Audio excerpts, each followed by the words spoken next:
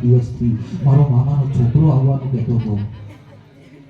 આમ દોડતી દોડતી અગાસીનો જે પેલો કિનારો હતો કિનારે આવી અને આમ નીચે નજર કરીને ગધેડો દેખાય અને બોલો કેવું મગજ જાય. અને ગયું સાહેબ પત્નીનું મગજ, પણ પત્ની હતી પતિના માથામાં. પત્નીએ આટલી લાંબી આમ લાજ તાણી અને પત્ની પતિને કહે કે હગા ખરા પણ પૈણ્યા પછીના. આ તો મારા જેઠ પર.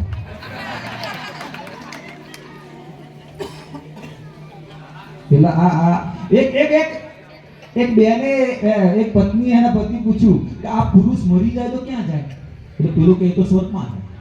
પતિએ જવાબ આપ્યો કે સ્વર્ગમાં એને શું મળ્યું? તો કે એને તો અપ્સરા મળ્યું. અને કે આ પત્ની મરી જાય તો ક્યાં જાય? કે એ સ્વર્ગમાં જાય. કે ત્યાં એને શું મળે? તો કે એને વાંદરું મળે. પણ હવે જોજો પત્નીનો જવાબ. પત્ની કે મારું બેટું તમારે સારું. પેલો પતિ કે કેમ? કે તમારે તો ઉપરે અપ્સરા નીચે અપ્સરા. અમારે તો ઉપરે વાંદરું. જય હો.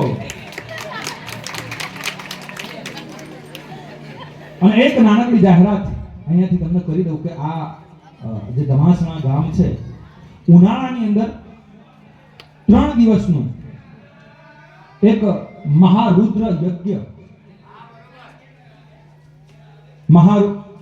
યજ્ઞનું આયોજન થઈ રહ્યું છે. 3 દિવસનો આ યજ્ઞ થશે. તો એની માટે તમામ ગ્રામજનોએ સંપૂર્ણ જે ધમાસણ ગામ છે એ બધાએ આપણે એની અંદર ફાળો આપવાનો છે, ભાગ આપવાનો છે અને એ અવસરને ઉજવવાનો છે. એની નાનકડી જાહેરાત. એક તાળીઓનો ગડગડાટ સાહેબ આ જે આયોજનો કરી રહ્યા છે ને, આ ધર્મના જે માંડવા રોપી રહ્યા છે એની માટે કરી દો.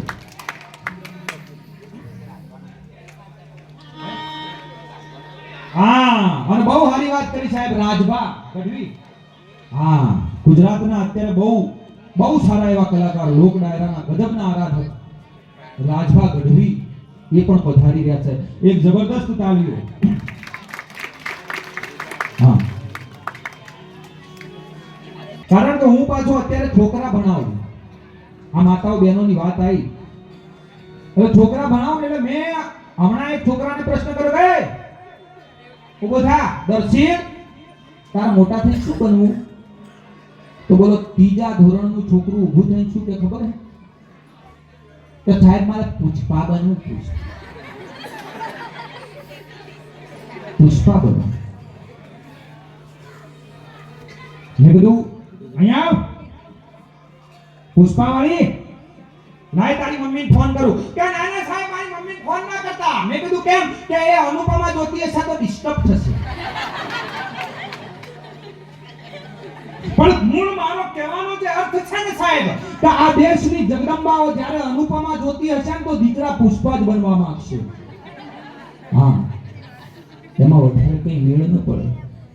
આ દેશ સંસ્કારોનો દેશ છે. મારે એક નાનકડો થપ્પો તમને આપો છે. હું એવું નથી કહેતો કે તમે ટીવી ના જોતા, તમે મૂવી ના જોતા, એ જોજો.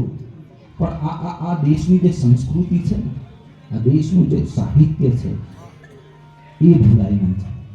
આ જે લોક ડાયરાઓ થાય છે ને, હું હોય, રાજભા ગઢવી હોય, કોઈ પણ મોટો કલાકાર હોય, આ લોકો આ લોક ડાયરાનું કામ શું છે? આજે આપણા દેવળો છે ને, આજે આપણો ધર્મ છે ને, એને જીવતા રાખવા માટે આ લોક ડાયરાઓ થાય છે. આ દેશના સંસ્કારોને જીવતા રાખવા માટે લોક ડાયરા થાય છે. અને હું એટલું ચોક્કસ કહીશ કે તમે ભલે ટીવી જોતા હોય, તમે ભલે મૂવી, પણ આ તમારા જે બાળકો છે ને, નાના બાળકો, એને આવા ડાયરાઓમાં લાવજો.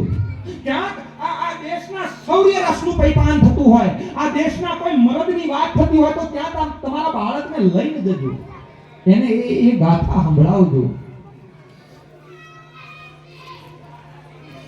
કારણ કે એક સ્કૂલના વર્ગખંડની ઉપર બહુ સરસ વાક્ય લખ્યું હતું કે સંસ્કાર વગરની સંપત્તિ જે છે ને એ વિનાશને અધીન છે.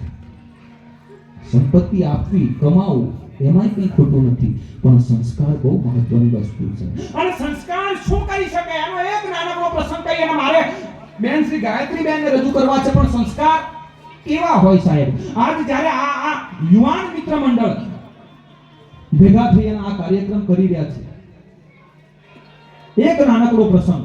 પંજાબની અંદર એક ખેડૂત જ્યારે એમ કહેવાય કે પોતાના ખેતરની અંદર અનાજનું વાવેતર કરી રહ્યો હોય, પોતાના ખેતરની અંદર અનાજ દરડી રહ્યો હોય, એની સાથે એનો 7 વર્ષનો દીકરો, આજે કદાચ અમે 7 વર્ષના હતા ને અમને શેંડા લૂંટવાની ખબર નહોતી પડતી છે. હા, અને આજકાલ 7 વર્ષે બાળકને શું ખ્યાલ આવે, પણ 7 વર્ષનો દીકરો હરિયલ ઘરેનો હોય અને ફળિયામાં કુંદરડા ફરે, હરિયલ ઘરેનો હોય અને ફળિયામાં કુંદરડા ફરે, પછી એને વયની વાટ્યું ન હોય, એક કેહર બચ્ચાને કાઢે, જેના લોહી ઉજળા હોય, જેના સંસ્કાર ઉજળા હોય.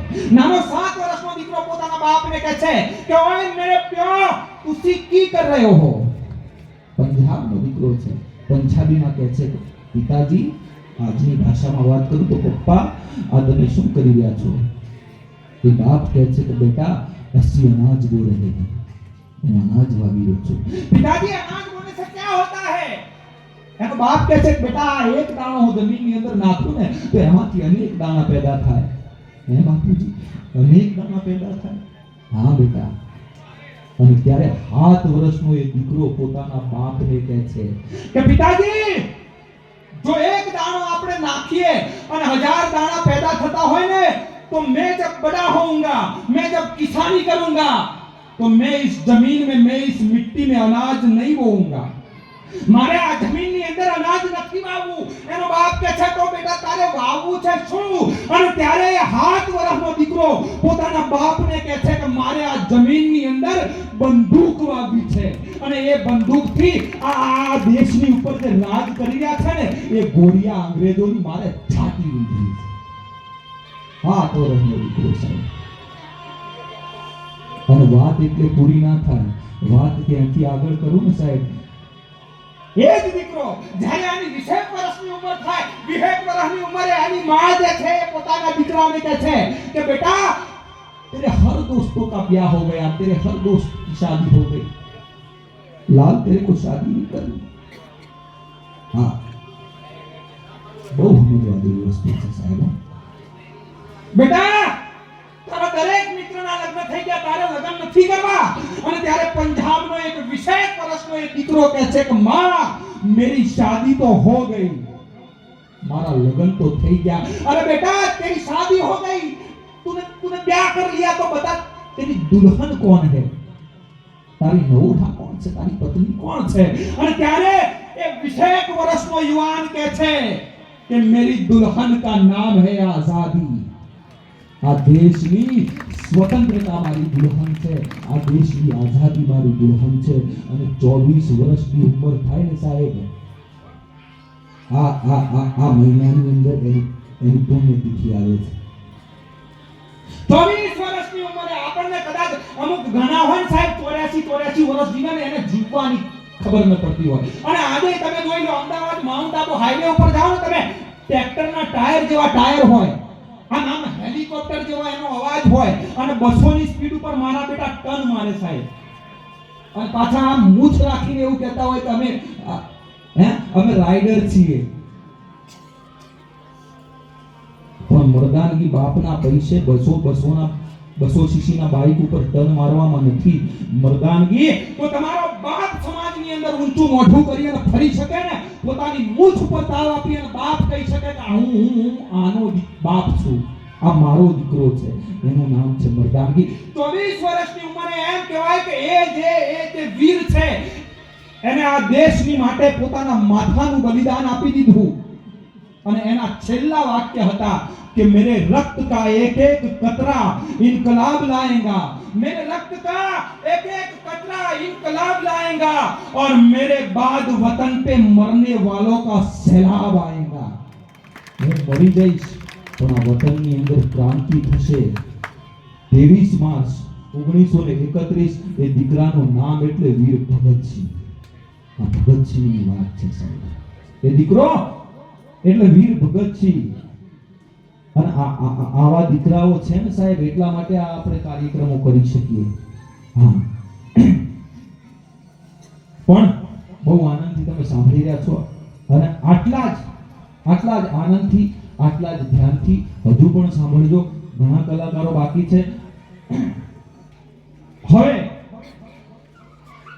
તમારી નજર સમક્ષ મારે જે કલાકારને રજૂ કરવા છે, બહુ સારા ગળાના ગાયક બેન શ્રી ગાયત્રી બેન, જબરદસ્ત તાળીઓના ગળગળાટની સાથે તમે એમને આવકાર આપો. બેન શ્રી ગાયત્રી બેન.